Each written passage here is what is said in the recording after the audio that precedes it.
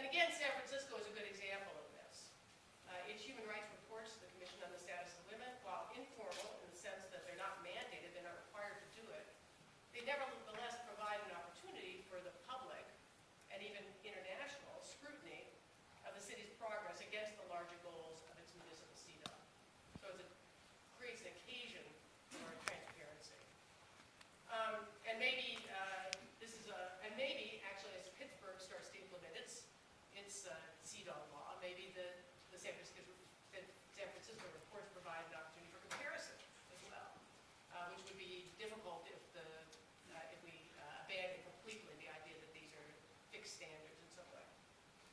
Now, there are several efforts to bring human rights cities together for collaboration. The World Human Rights Cities Forum, convened in Korea, is the best example.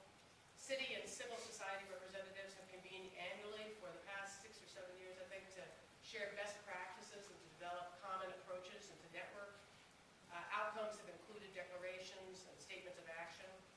Again, there's low U.S. participation in these, and the U.S. has tended more to focus on activist networks, and many people here are active in the U.S. Human Rights Network. A recent convening of the European Human Rights Cities in Graz, Austria, had a similar outcome with the Graz Declaration on Human Rights Implementation as a final consensus product. These loose coalitions of human rights cities and regions stand in contrast, though, to the parallel structure for nation states operating on a different plane, which includes formal obligations undertaken by nations as part of the UN system, as part of the treaty obligations. So while that's far from perfect, the UN system of reporting to treaty monitoring bodies and through the Universal Periodic Review at least provides occasions for this transparency and provides an opportunity for exchanges and critiques between governments and civil society. So the questions are some formal human rights standards, measurements, and goals appropriate for subnational governments as well, for cities and states?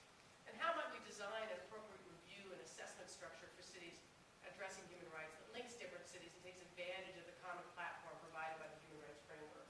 And maybe the Washington, D.C. report card is the kind of thing that would be a starting point for that, because it's certainly translatable to other cities.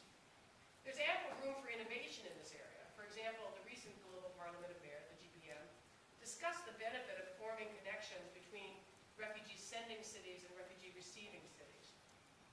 And along these lines, one can imagine the benefits of interest groups or regional city coalitions that collaborate to address different aspects of human rights issues with results presented to other human rights cities or civil society through a formal reporting or review process.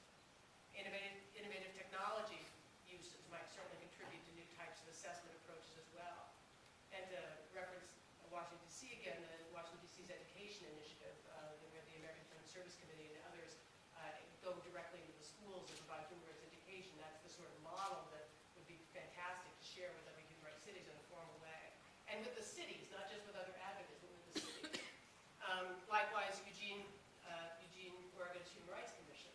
I know Ken has traveled some places around the country, I think an invitation to talk with other commissions about what they might do. And the question is there a way to sort of institutionalize that a little bit more? In sum, this is a design challenge extraordinaire. How might we design mechanisms to connect human rights cities and use those connections to ensure continued progress towards human rights goals and to integrate this into the city fabric? I should add that in addressing these first two challenges of vertical and horizontal connections, I think that addressing them would really transform the existing human rights system. It's not a matter of cities simply adapting to the existing system, but of changing the system to reflect the roles and capacities of cities today. One byproduct of this might be a reordering of international priorities as well. While the international system and nation states see economic, social, and cultural issues as second-level rights, second-generation rights, it's those rights that are often front and center at the local and regional levels. And it would take on a greater importance in a more integrated human rights system that takes local governments seriously. Finally, let me turn to the challenge of